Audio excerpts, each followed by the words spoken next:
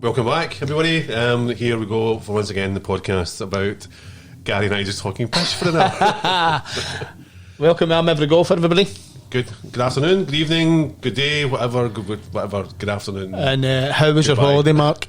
Buongiorno, Gary. It was actually excellent. I mean, you know, I've been to Italy several times in the last 6 months. On his private jet. Yeah. And I absolutely love the place. You know, Your pictures were incredible. Rome is a place I just feel so much at home. I think it's the gelato and the pizza probably makes me feel at home, and the red wine. I just love it. I think it's a place. It has so much to offer, so much history. But every day you go in, you can see something different. And regardless if you go and see the Colosseum again, there's bits of it I've been inside and obviously in the back and everything underneath it. But it's amazing. And then you go and see massive parts of Rome that people have no idea that exist. And I did this time. We did there's a series out just now online, and it's about how you can see secret parts of Rome that people never ever know exist, but they're right next to some of the major sort of attractions. Wow. So we're trying to do that again this time, and saw some fantastic places that nobody has any idea, because they go and say, oh, look at that big thing up there, and you go and say, but actually go and look at that wee thing over there, because there's something amazing. And one of the best ones was I was actually in a church about 4 times for the first time in a number of years, and went to one of the basilicas. It's right next to the Colosseum. And the thing is, you go into the Colosseum, you go to the right of it, there's this basilica that's actually a basilica. There's a church underneath it. Wow. That's about 2,000 years old. But nobody knows. I mean, and it's like a wee sort of hole in the wall, and you go in and it's a courtyard, and phenomenal. It's. And did you manage to catch any golf? I caught a bit of golf, yeah, and obviously we're going to talk a bit about that. And specifically we'll talk about Nelly Corder. And what an amazing. Is that 5 in a trot? 5 in a trot. First time since Nancy Lopez and Annika Sorensen. Yeah, who are 2 of the greats of women's golf. So, and we were talking about this earlier on, where we think that there's been such an expectation on Nelly, and obviously Jessica, but more so Nelly. That I found her name, by the way. You did. Gary had to Google that. Sorry, Jessica. It's like the Corder sisters, Nelly, but obviously there's been such an expectation on the 2 of them, and finally Nelly's starting to fulfil that promise, and you wonder where it's going to stop. Is she going to be the sort of female Scotty Scheffler? It's hard to. I don't remember how she did in the Solheim Cup. She didn't do that great, you know. So, but again, there was this weight of expectation because she was number one. Next big thing, the next Michelle Wee. She's been the next big thing for the last couple of years, and she's been kind of there or thereabouts. And she's done it now. She's 5 in a trot. I know, world number 1, just amazing. And as we chatted earlier, she's off next week because her back's breaking by Sakura. Exactly. People say the weight of expectation. It's the weight of the winnings, probably. It's the weight of the checks, isn't it? I know, but amazing. And regardless of who you are, you know, in any sort of form of golf, to win 5 tournaments in a row, the last one to be a major. I can't win 5 rounds or 5 matches in a row. I can't win the PlayStation 5 times in a row. I can't win 5 holes in a row. I can't, actually, thanks for that. That's okay. That is so true, though. It is. It's so true. I mean, that is unbelievable consistency. And then the other side of it, you've got Scheffler and Scotty Scheffler absolutely dominating the men's game. Do you think we'll see a Corder versus Scheffler game? Probably. I think Scheffler would beat her by about 8. Do you think so? I think he would absolutely hammer her, I'm sorry, Nelly, I'm sorry, but I absolutely do, It's hard things. It's hard to. If she plays off, slightly forward tees. But remember, she's hitting the ball 200. She's out driving me and you by about 30 yards, to be quite honest. But she's out driving a lot of the men. Her putting is incredible. But her putting is the weakest part of her game. But when you look at it, you're thinking, look, how good is her short game that her putting can be so bad in the rankings and still win by 10, 11. She's a bit like Scheffler was, maybe, or her and Scheffler had similar things last year where they struggled on the greens. Everything else. Did Rory McIlroy phone her and say, switch to a mallet putter? I know. Was that Rory? She's on the phone saying, Rory, any clues? That'll make me make more money than you this time. But and Rory must, honestly, he just needs to shoot himself. Take himself in a dark room. I tell you. Hey, but to be fair, a couple of shots was really, really unlucky. He was on a wee roll for a bit because I watched it, obviously, because I quite like golf. Are we having the Rory Lovin again, Gary? No, I'm not going to have it because I don't think I can have another Lovin he comes top 2 or top 3. No, I mean, and then I can say he's back. He's back. I'm telling you, I can't say that. But I did feel a bit. He looked not in abject misery, but he did look a wee bit fed up. He does look fed up. As if he was saying to himself, you know what? Even if I was playing 21 and I get a 5-card trick, somebody else would have blackjack and I would get beat again. I know. That's just going to be. That's the way I felt he looked. But I think Butch Harmon. I'm surprised he played that course, to be honest. Was that the first time in 8-9 years he's played Harbour? But it's also the first time, I think, in a long time he's played a tournament that close to a major. Usually he's right after, yeah. It's always 2 weeks off. I know, always, and you think, what was going on? Rory, what is it you're trying to do? You know, are you trying to play yourself through this bad thing, or are you thinking? That'd be quite difficult, though, wouldn't it, when you're that good? Not just as Rory, but as a seasoned PGA Tour pro. That when you play the best golf, or you're not playing the golf that you want to play, how do they decide I'm 100% going to play the majors? Mm-hmm.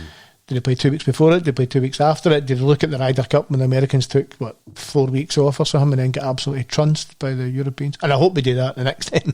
Me too, yeah. But you don't think a lot of them have been governed by what Tiger did? And it's like, this is what Tiger did. I think everyone of them read Tiger's book. Yeah. Everyone's went, I'll try that. Yeah, and it doesn't work for everybody. It works for Tiger, and that's not necessarily... You go back to Seve, and I remember a few times Seve's won it used to be the Greater Greensboro. That's gone back a few years. You're showing your age here. I am showing your age as well. Your beard should be as grey as mine for saying that.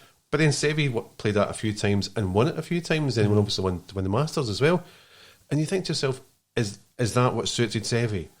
You know, I think you're right, because I think when you look at the kind of methodology and the mindset for golf, when you look at Tiger's state of high anxiety before he can play, and Luke Donald's lowest level of relaxation, Seve just wanted to beat you. Yeah. So I think he would quite happily play every week. I think Paul Azinger said it best, didn't he? He was probably the nicest guy you could ever meet when you're before you go anywhere near the practice ground. Yeah. But then he when he'd speak to you as soon as you were within 25 yards of him. But that's it. It was a job, and it was his job, and the one thing that drove him more than anything else was to beat you. Mm-hmm. Didn't matter if he won it; he just wanted to beat you, whether it was at the next shot or the next hole or the back. There's a thought as well. Leading into who our guest is going to be, Mike Malone, who's the VP of Sales for Trackman, which is an amazing guest to have coming on. How do you think the older guys would have coped with having Trackman? How much better would they have been when you knew your distances and your dispersion? But would they have been much better? You know, I mean, I think consistency. I think having those irons, I think they would have been. Because obviously, like, when you hear Nick Faldo saying, laughing at the 12th at Augusta when he's saying, I'm hitting a 2-iron through there, and the other guy, the 12th, so the 11th, and the 11th and the big par 5, and they're saying he's like, they're knocking in a 6-iron, and you can hear it in their voice, and they're going, my God. But you wonder, is that the way technology has taken them? Have they taken them away from? Because you look at, DeChambeau's a good example. Every single iron he's got in his bag is the same length, whether it be a 4-iron or a 9-iron. I still find that, but I've seen them and I've held them and I've had a swing with them, but it's weird. You wonder whether that hampers him, whether that whole sort of. I think what they call them the chemist or the scientist or something, don't they? They call them the scientist. I think that. Among other things, or is that just me? I don't know. I think. Do you think it's getting to a point where he's going to overthink that? I think he does. I think that's where he's went. He's went to the. So is he Trackman or is he quad? I don't know. I'm not sure. He might be the latter. Well, that's Mike. Exactly. That's a good question. Mike, by the way, is DeChambeau? Yeah, is he? See him and Sergio. Have you seen him? They're on Instagram just now. They're trying to play normal golf courses off the white tees and break 60. Right. Okay. The two of them have shot. I thought we were going to say that Sergio's been trying to do podcasts and he was just nonsense. No, I said when he was as good as us. No, of course sure, not. Absolutely not. You know? Absolutely no chance. Sergio? No, never. Are we ready for your man, are we? 15:15? Aye. I think so. So obviously we've got, as you say, we've got an amazing guest coming on here. I'm honestly, I'm so chuffed. I'm going to speak to him obviously because as soon as his face pops up, we'll have a wee chat to Mike. Are we just going to look at him? He's such a nice fella, to be fair. Good evening, gents. Hi, Mike. How are you? I'm very well, thank you, Gary. Good to see you again. You too, my friend. I was saying to Mark there, Mark's my business partner, I was just saying to Mark there, I don't know whether I should say that I've known you for like 2017, or I've stalked you since 2017. What does he owe you money? I tell you, but Mike, I can't thank you enough for coming on. We've chatted about Trackman and the technology a lot, to be honest. And so I suppose a few of your questions will be for you is, when did you start? Was it 2003 it started? The business, yeah, exactly. Yeah. The business started in 2003 with Klaus and Frederick, pretty much in their in Klaus's garage, and it's 21 years later. Here we are. I mean, so what inspired them to decide, or was it feedback from players that they needed a more consistent level of distances and dispersion and smash factor and ball speeds, or what inspired them to do it? It's an incredible story, really. It all starts out quite basic. I mean, Klaus, who's our CEO, was a very good amateur golfer, an amateur Danish champion around that time. Yeah. But obviously a very successful businessman as well. Had a lot of business interests in biomedical, but one of his family business interests was driving ranges. Right. The guys at that point decided or asked the question, how could we make it a bit more fun for people to practice? So 21 years ago, they were trying to make the driving range experience more fun. I mean, that's incredible. We actually went off. The strange part of the story is we went off on a bit of a tangent and turned into like a coaching and fitting tool. Yeah. And now, 21 years later, we're primarily a driving range tool again. But the story behind the company is really that Klaus wanted to find somebody who could track a golf ball. It turned out that Frederick, who's our CTO and the inventor of Trackman, was a radar engineer, a radar expert who lived nearby and was also a golfer. And they just got together and met in, literally, I know it's a bit of a cliche, but it's true. They met in Klaus's garage one night and set up the business. And they developed a product that could track a golf ball with radar. But just for whatever reason, it turned into kind of more of a coaching and retail fitting tool than a driving range tool until now. So see, on the Trackman side of it, Mike, then, so see, we were debating earlier, just at the beginning of the cast there. I'm a firm believer. I think that the technology, if the older guys, Faldo, Seve, Monty for me was the best at distance control that I've seen in a long time anyway, that's for sure. But do you think that the Trackman and the stats would have benefited even that level back then? I think it absolutely would have. Yeah, fine question. We talk about this a lot. I think what Trackman does for the top guys. I mean, we know, Gary, these guys know how to hit a golf ball. Of course, this a bit better than us. If things go, definitely.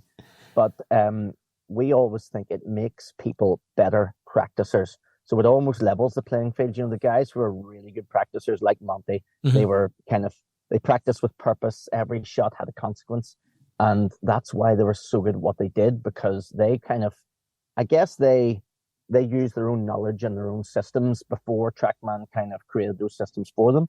All the modern players have that handed to them and almost spoon-fed to them. That's why there's so many bloody good players nowadays. That's why... And I think as well, I think that the sorry to interrupt you there, mate. I think that the top end pro golfers are so much, they're spoon fed a lot like the top end pro footballers now, where the practice. I'm not taking away any of the talent they've got, because if I could. Mm-hmm. If I could take a wee finger from them, I would be a half decent player, to be fair, because they're aliens when you go and watch these guys. But when I use Trackman, I look at my dispersion as opposed to how far I'm hitting. I want to know how far I'm hitting it, but I've got a rough idea in my head how far I'm hitting it anyway. But for me, it's about the dispersion, especially where I make my shots up is 150 in, I suppose. It's just so that I can look at, I think the average, I'm going to talk on my own handicap, I'm +2, so I think the average is about 20 feet from the pin, from 150 yards in, even for my handicap. I don't think enough mid to high handicappers fully understand how far away from the pin they normally are going to be, and then where the end of the line of practice, and that should then definitely get them to be using Trackman or the other system. And I'm going to say Trackman, obviously. That's why I think it's fine. Everybody should be looking at it. I agree, and you know what, we're talking Trackman tonight because I'm here, but any launch monitor, any technology is good for your golf if you know how to use it and if it improves your consistency. And your point about the higher handicappers, the incredible thing is, if we look at the stats of the higher handicappers, it's not the left-right miss. Yes, generally it's the short and long. It's the duff and the thin miss that cost these guys serious shots, and it never really gets considered, because if somebody goes for a lesson and catches one fat, the pro will go, don't worry about that one, but on to the next. But those are the shots that cost you savage numbers on the golf course. So, these tour pros are so good because they're, when you talked about distance control a few minutes ago, it's the distance control that really makes a difference. Every time. And, a bit like putting, nobody's ever really missed a putt 6 feet right, but we'll always knock it 6 feet past. Yeah, that's a great point. So it's that kind of perception of distance is massive, and I think Scotty Scheffler is obviously the big talking point in golf at the moment.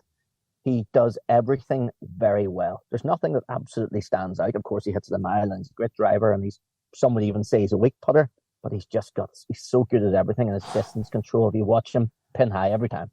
And do you think Rory's going to get battered off the other tour players for telling him to go to a mid-mallet putter?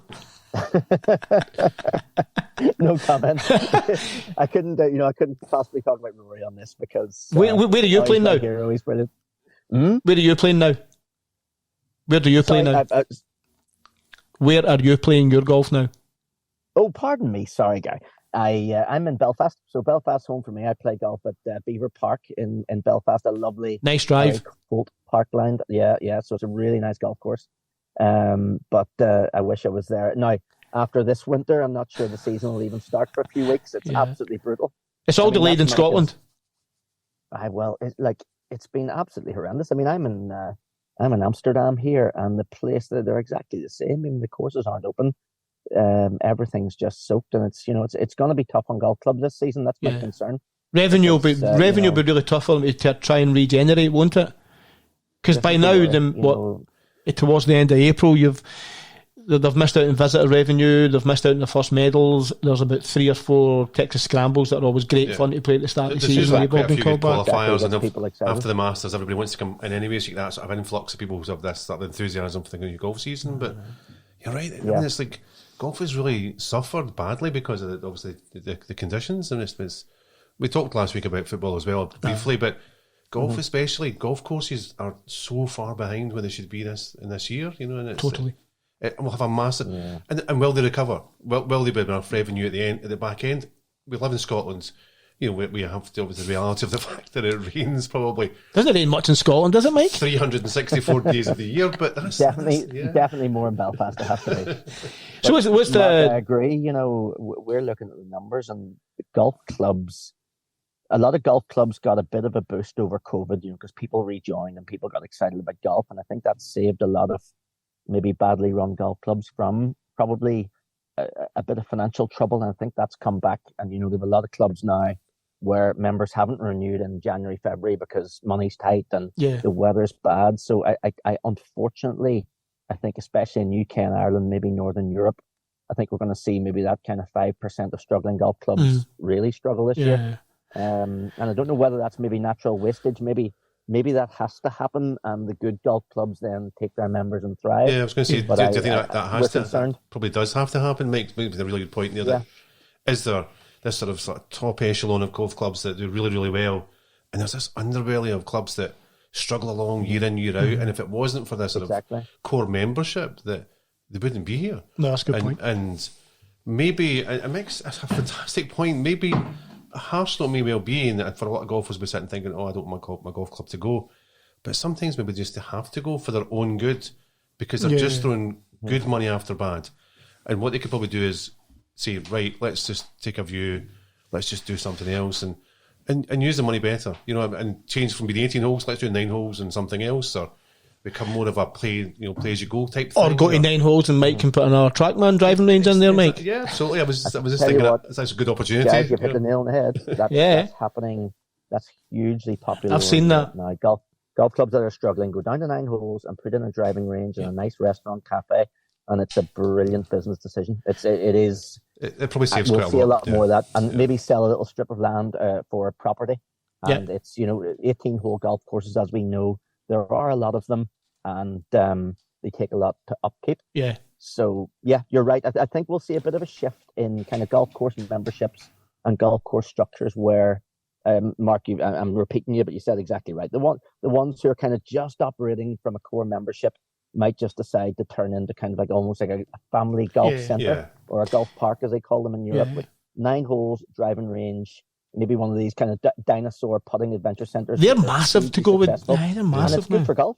So what about people into golf? Well, go back to you guys then. So we don't want you to give us a scoop or anything. Don't worry. But what's next for you? We'll take it if you give us it. What's next for you? Because I think my pet hate, and this is not just Trackman, just as you said, Mike. Right, so don't send me a bad letter. Right, is that the putting?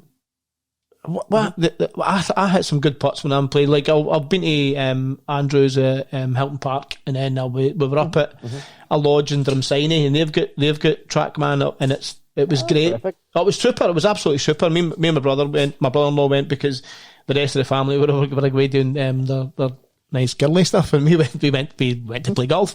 But the putting, and I'm a better putter than him, but he hammered me at the putting, and I was convinced, I'm definitely going to message Mike. I'm going to say, what is going on with this putting? What is next for Trackman? I think it's already happened, to be honest. You know, we, as I say, 20 years ago, we started out trying to build range technology, and then we became a tech for coaches and tour pros and club fitters.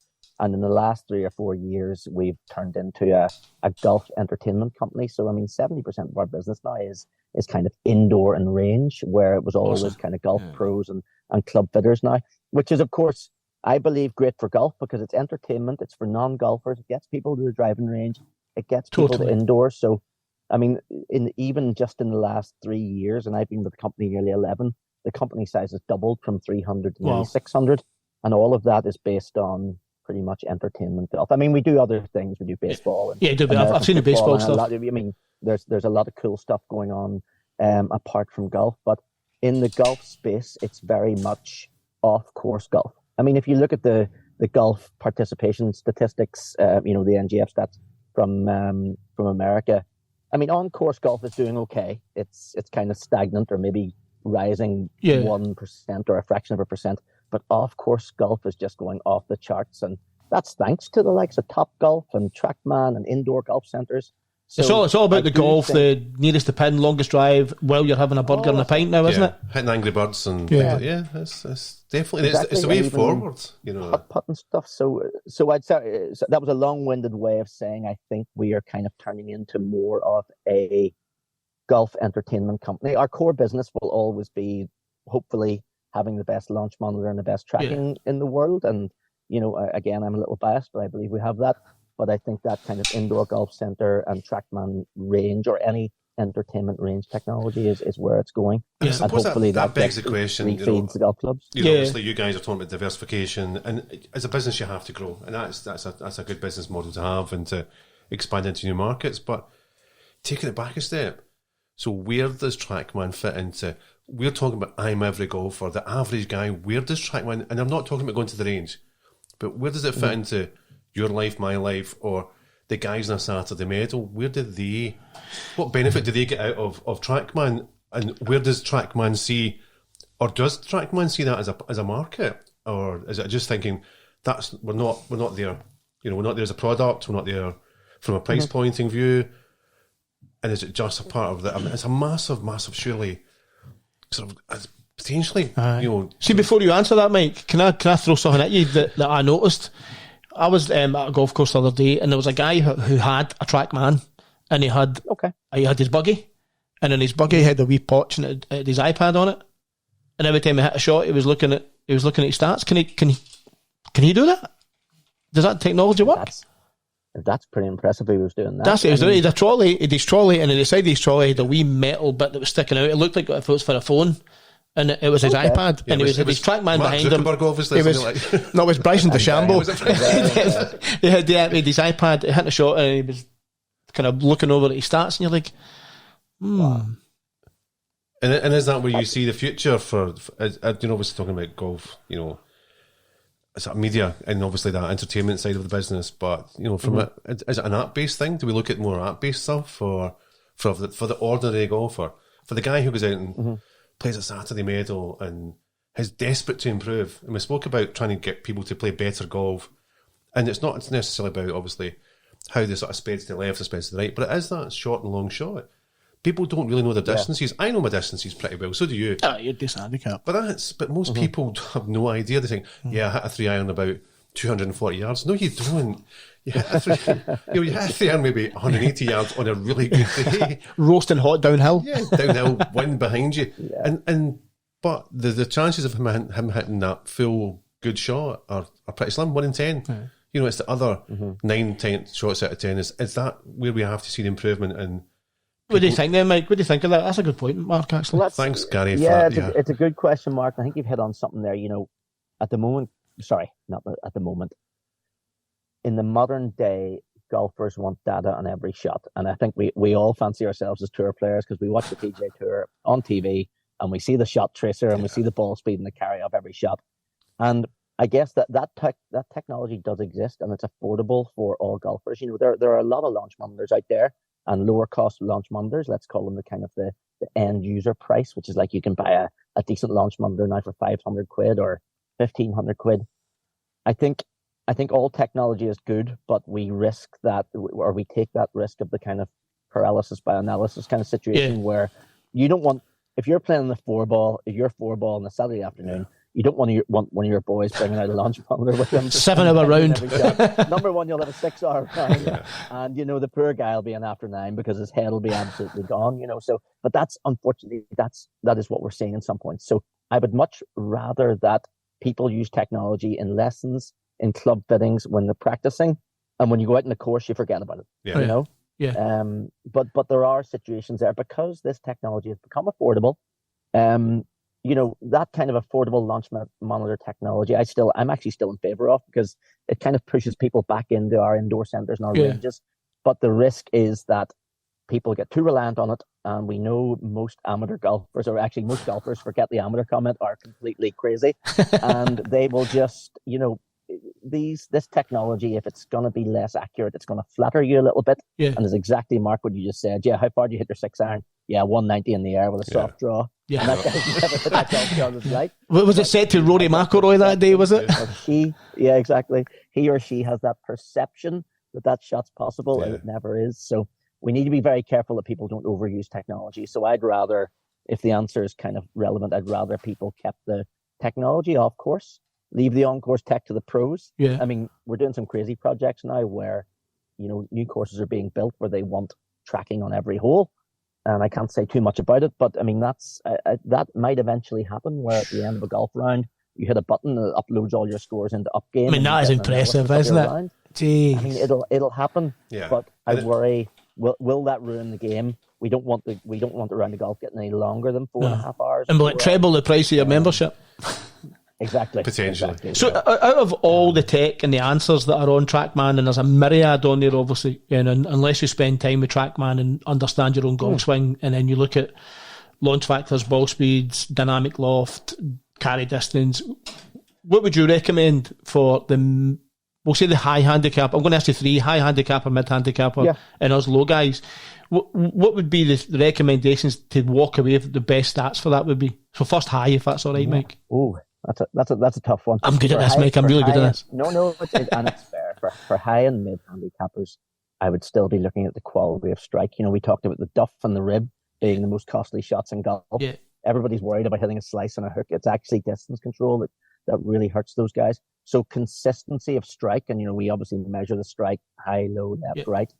And I also think if you're the higher the mid handicapper, you should not be trying to analyze. Please do not buy a low-cost launch monitor and try and teach yourself. That's the worst thing you could do.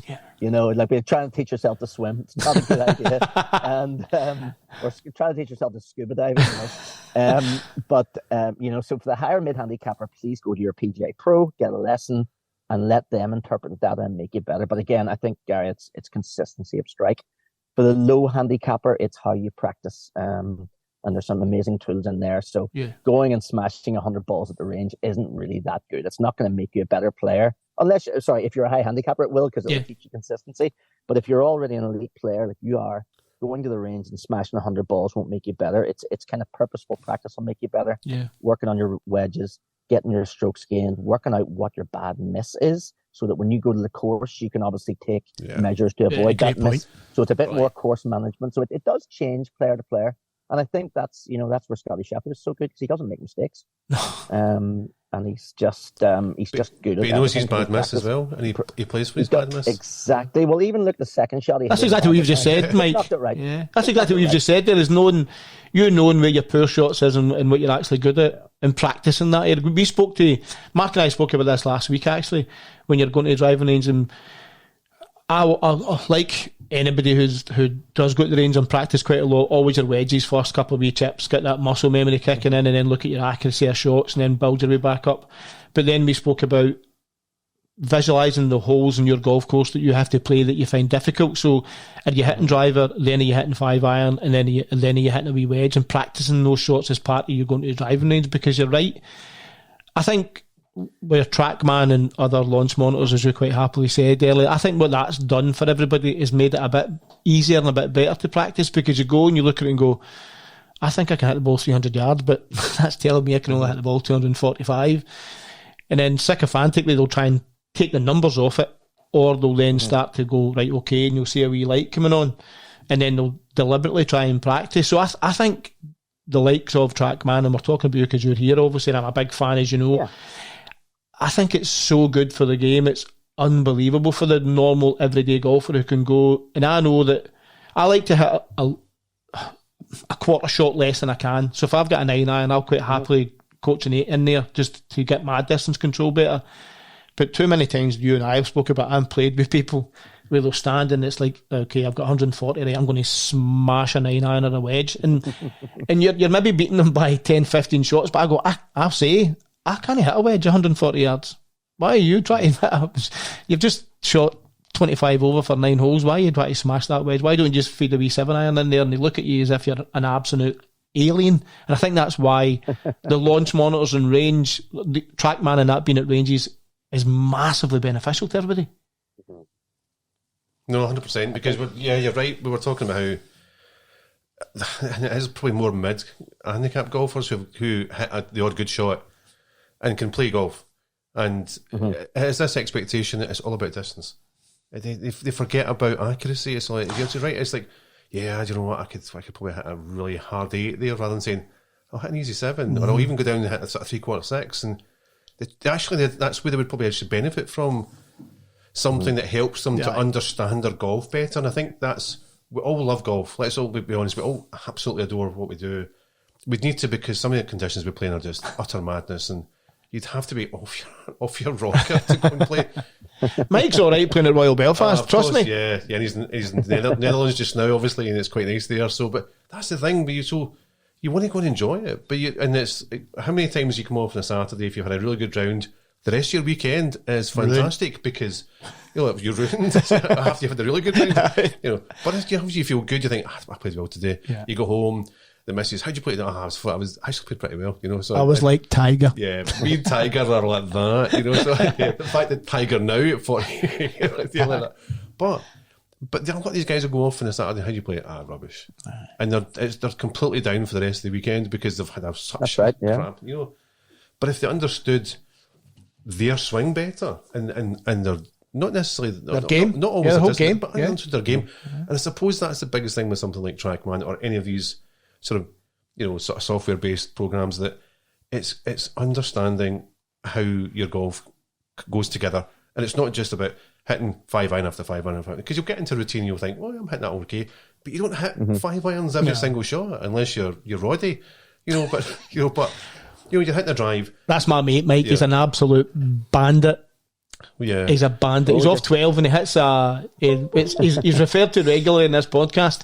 He hits the game a rescue about 130 yards, and he calls it the wand, and it lands on the green like a butterfly with sore feet, and it's got spin, and we're like, how on earth does he do that? Do you know what I mean? He's just incredible, the guy. Mike, can I ask you, is Augusta as good as it looks? Well, I've never been. No way. I've never been. Yeah. What's the best in the flesh? Mine's just a Deer Manor. It's a disgrace. I've definitely been to a Dare Manor, but I must say, boys, if you give me a list, I mean, because I'm a traditionalist, I still say Royal County Down, Royal Port Rush. Yeah. But if I had to have my last game of golf, it would still be Loch Lomond. Yeah.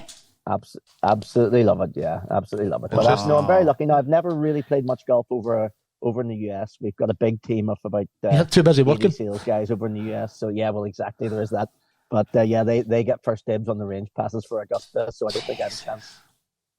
But yeah, I must say there's some serious golf over here. We're very excited this year. Actually, we've got the Irish Open at RCD, Royal County Down this year, and then they open at Port Rush next year. So Northern Ireland's. So is it moved from Mount Juliet then? Yes, Mount Juliet got 2 years in a row, and then back to Royal County Down. Now the scary thing is it's Royal County Down in September, so it could be like the end of the world up there. Yeah, it'll be biblical, won't it? Yeah, that'll be biblical. It'll be biblical. They decided to move it so that it was the adjacent week to the BMW at Wentworth, but I guess the weather in London or in Surrey is a lot better than Belfast, or an hour south of Belfast. It's when they get 60 mile an hour winds, guys. Yeah, it's just a gentle breeze. yeah, exactly. How did Matt take it? How did Matt take the news? It was getting moved from Mount Juliet. Did Matt Sandercock take it well? You know, with respect, he's such a nice guy, isn't he? Incredible events. Yeah, absolutely perfect. So I stayed there and it was just awesome. It was awesome. I had a brilliant time there. It's a wonderful place. Yeah. So I think it's nice that it goes back to links for a year or two. I don't actually know what's next year, but the fact that it's back to Royal County Down is very exciting for us. You have got some crackers over there, haven't you? You have got some cracking courses. We're lucky. Well, we have two absolute, worldies with Port Rush and County Down. Probably not the depth that you have in Scotland, but all round Ireland is. I was telling Mark when I worked around in the golf office over there, I used to base myself at Hilton Temple Patrick. I remember you telling me. So I could play there, and then I'd always go up and play Ballyclare, and then I would go further north and go and see Damien at Ballycastle. But then round about that, obviously you always had Blackwood, Fort William, obviously Rory's at Hollywood, just in Belfast, or Royal Belfast as well. And then God rest his soul, Gary down at Spa. Unbelievable! But what a golf course he had there. And I remember when he was beautiful. Yeah, is his boy still good? He's doing well. He's a good boy, isn't he? So great golfer. He's a hell of a golfer as well. Yeah, so good luck to him. Yeah, cracking golfer. Well looked after, thank God. Right.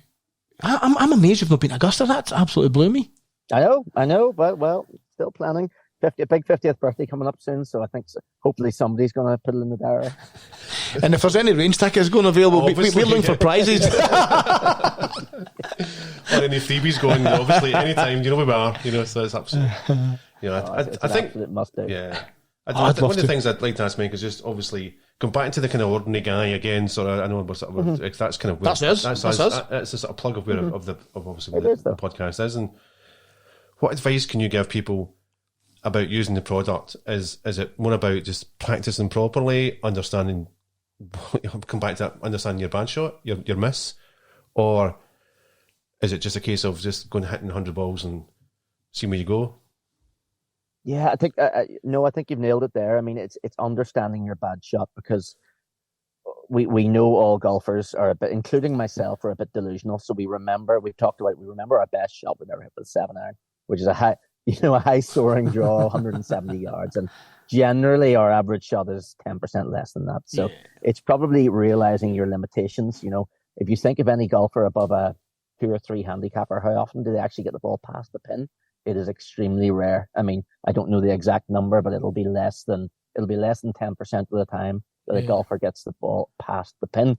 So it's understanding your distances, understanding your bad shot, and probably using the technology to practice properly. That's number one. If you practice properly and give yourself little tasks and challenges and outcomes, that's you look at maybe the best practicer in the world in my mind is Matt Fitzpatrick. Every single shot, I'm sure you hear the anecdote that he pretty much writes down information on every shot he hits. That's pretty much true. If he hits a bad shot, he remembers it and he writes it down. But every shot he hits with his coach, he has there's an outcome and there's a consequence. Yeah. I'm not saying a 28 handicapper needs to do that, but certainly practice with a shot in mind. And if you actually want to change your swing, I still think it's important to go and see your coach or a club fitter, or change your gear. And I think that's it, don't try and coach yourself. Yeah, don't coach yourself, and that's it.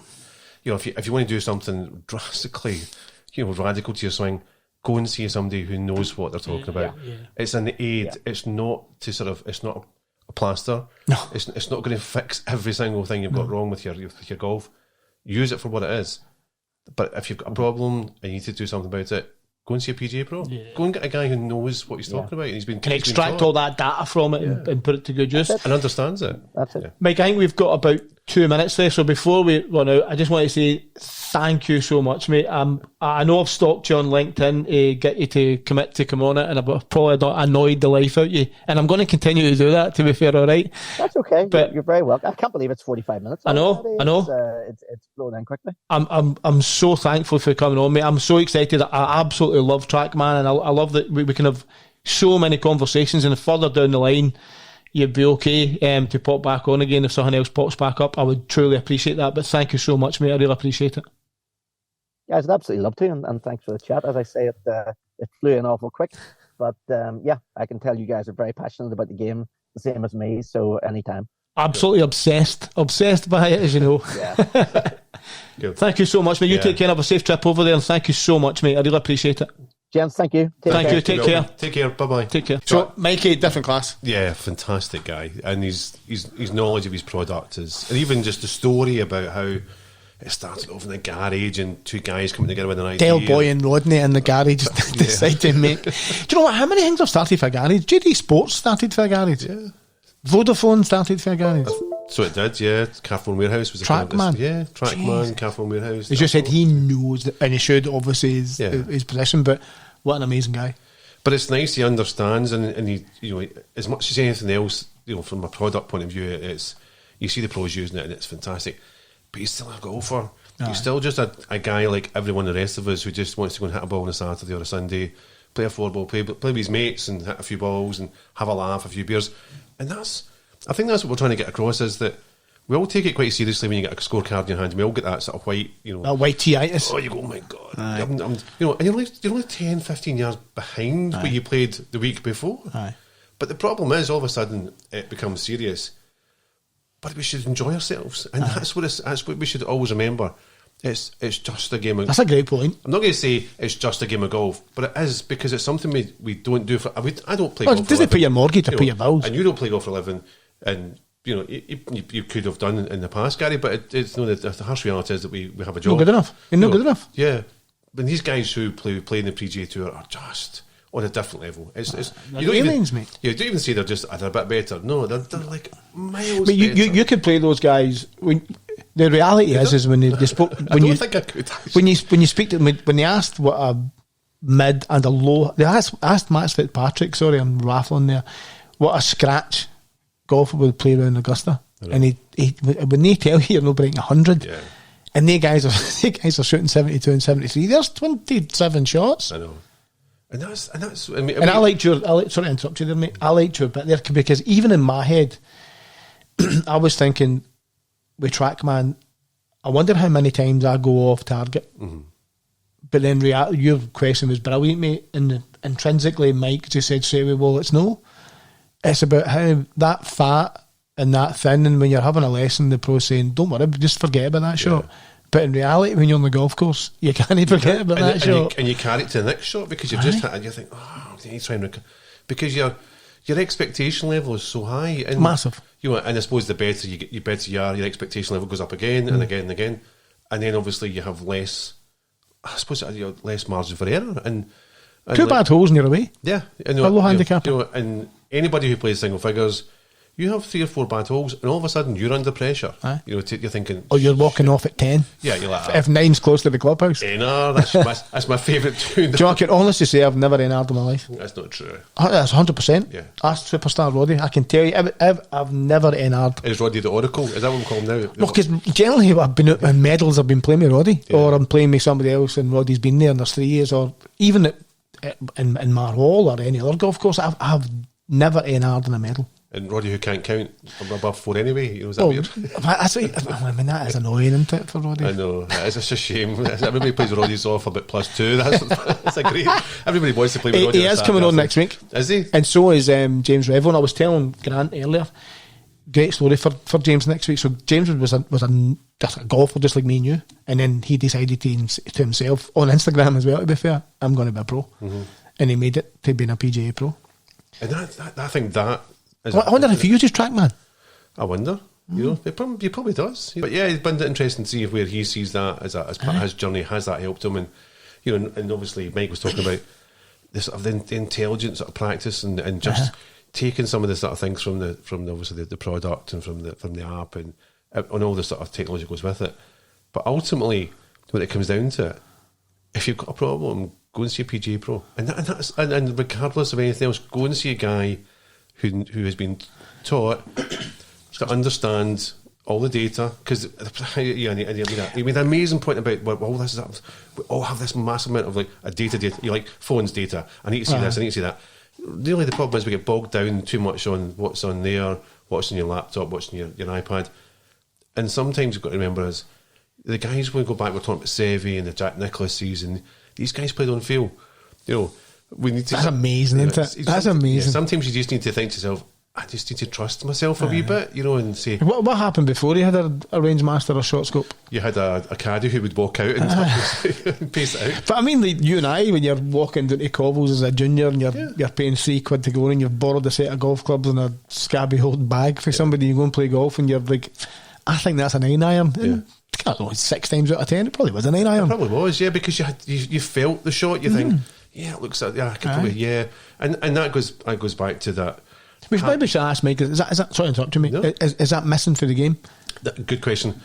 Perfect point. I was actually going to ask Mike, but does he think that individual sort of quality that people like? You go back and you look at all the guys who throughout history who have played golf at that level. And I know I talk about Seve all the time because that's who I watched, obviously growing up, and that's who I sort of modelled on and sort of thought that's the guy who encouraged me to go and play golf in the first place because I watched him at Lytham. Yeah. But you go back even before that, some Johnny Miller played a phenomenal game of golf, and but then you're talking about Trevino. Trevino, by all accounts, should not be anywhere near a golf course. But what an amazing golfer he was, and probably still is. And but like Jack, and you go back to like Ben Hogan, you go back to Sam Snead, even go back to to Bobby Jones. You know, what did he would just go like, it's a Mashy Niblick, you know. With the old hickory shaft. Yeah.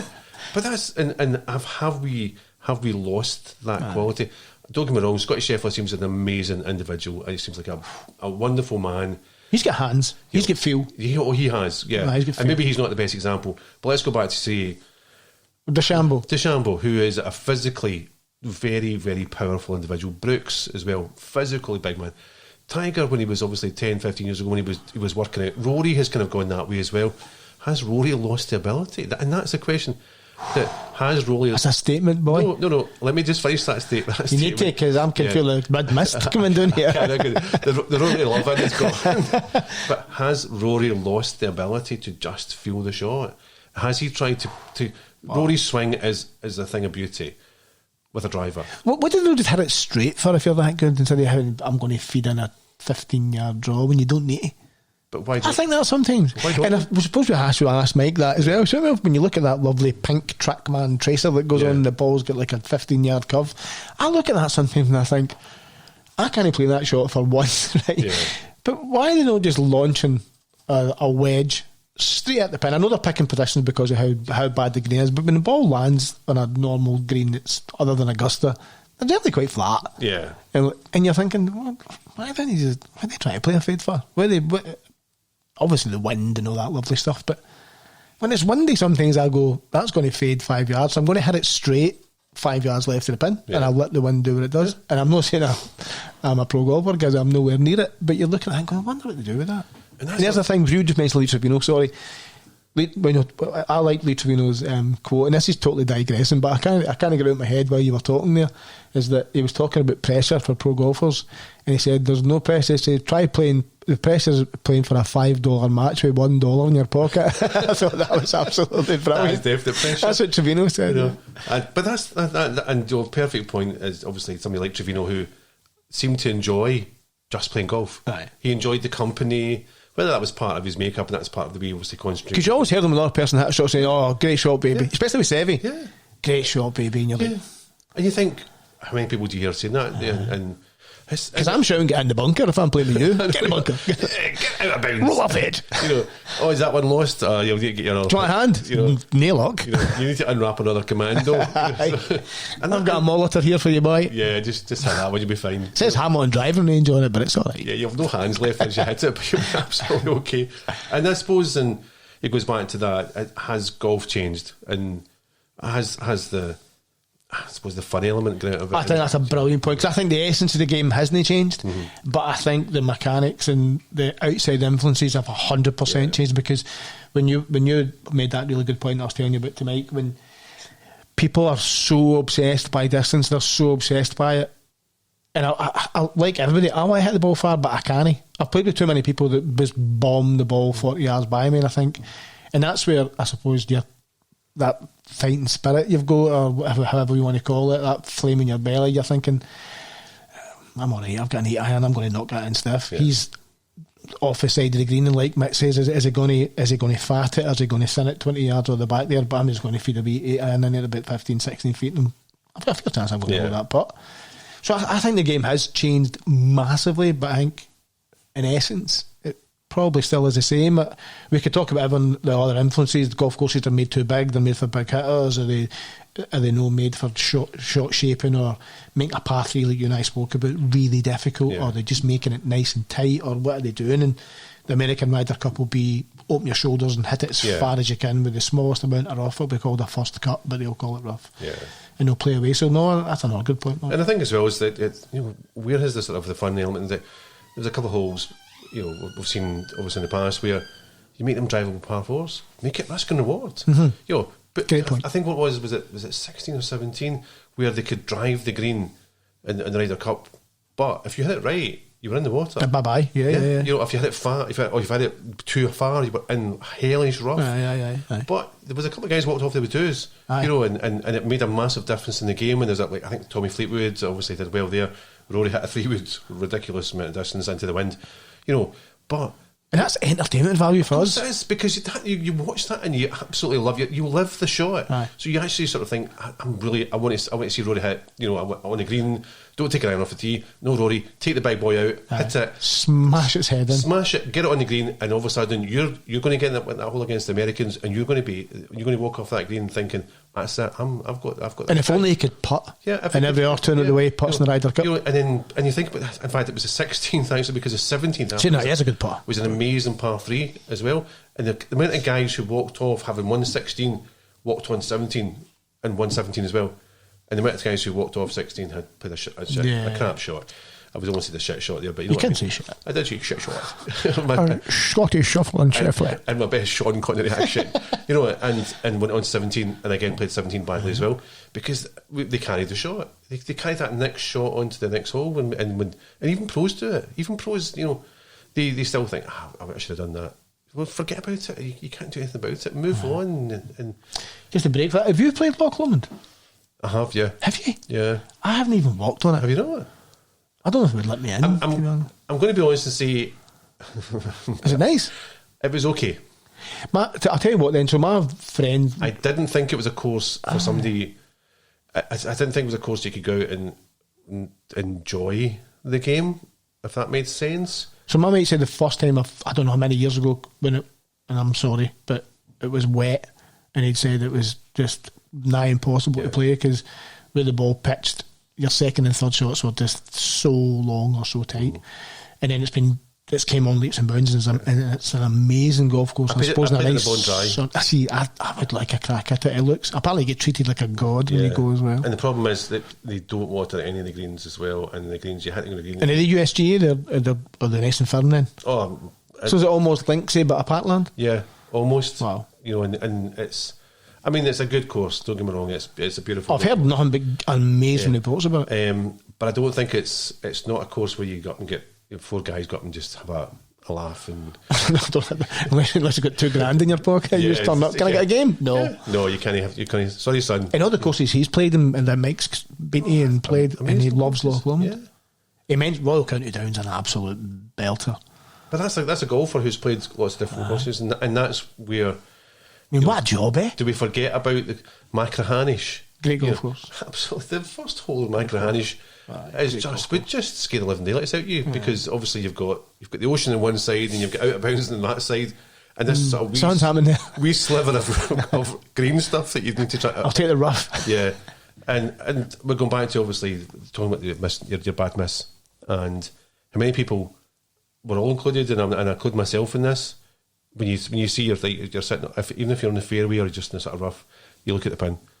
100%. Yeah. You don't look at where your bad miss is going to go. No. Now, but if you hit a fade all the time, you should aim for the left hand side of the green. Guilty. And if it stays straight, you're going to be on the left hand side of the green, and you still get a chance of 2 putts. But if it just drifts in, you're going to drift. No, because we all aim for the pin, and it drifts right, and it drifts even further right, and you're off the green. Do you not think there's that one hole in your own golf course, or even if you've played it before, and you think, I remember I put this out of bounds, and you're standing there shaking like a shitting dog, and you go, I'm doing that again. Yeah, I'm doing that again. Every other shot, you don't hit like that at all, and you think, so, I remember I pulled this. I remember I lost a ball. Yeah. I remember I hit a slice here, and I hit a big massive hook normally, So there's the thing. So we have a 4-ball prize. We need to work out some sort of prize for the lovely listeners. We do.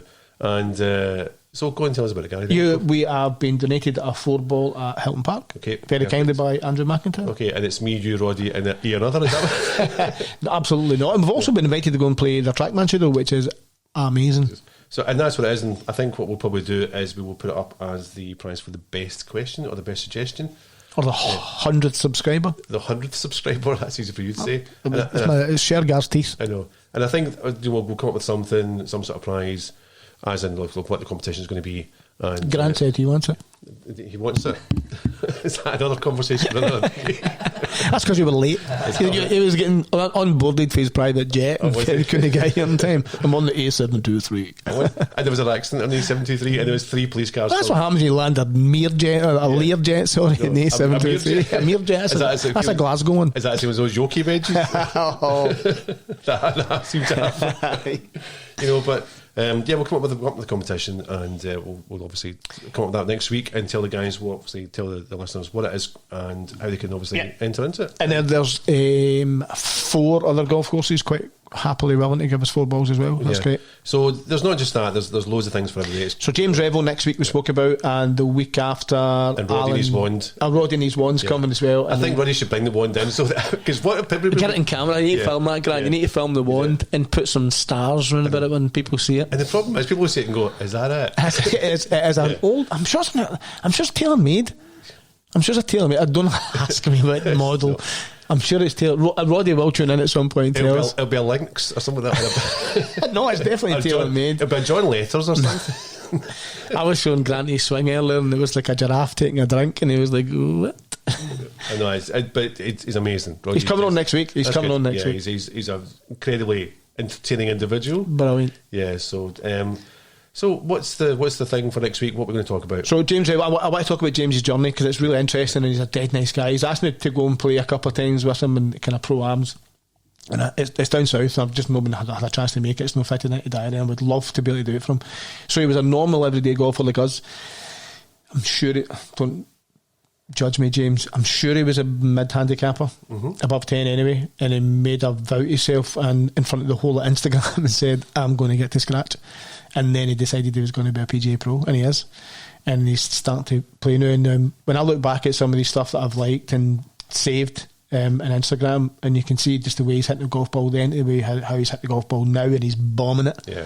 He's a big lad as well. I think he's about 6 foot. He's a big lad, so he's smashing it. So tons of interesting questions there, and that linked really well to the kind of questions you were asking Mike and Trackman there. What technology has he used? Is he really looking at his stats? Sorry Mike, but if I think, I'm sure he'd get quad.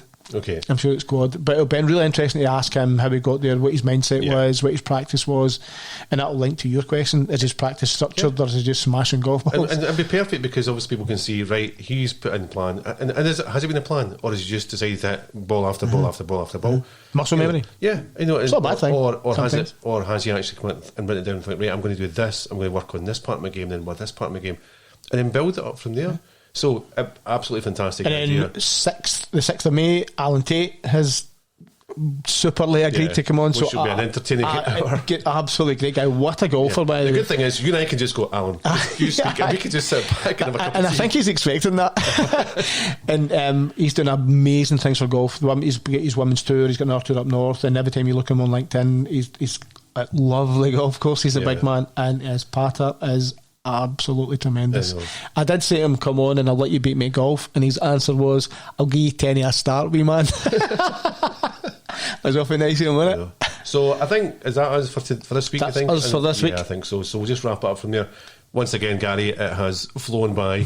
Always a pleasure, mate. And Grant, thanks so much, mate. The superstar. I know, for putting up with our 64 minutes. Never ending drivel. Yeah, and Mike was an amazing guest. Can't believe it. And I will continue to stalk you, Mike, on LinkedIn, I promise you. First of many, and just sort of keep an eye on, obviously, what we're doing. Thanks so much, guys. Take care. Cool. Take care. See you later. Bye bye. Cheers, mate.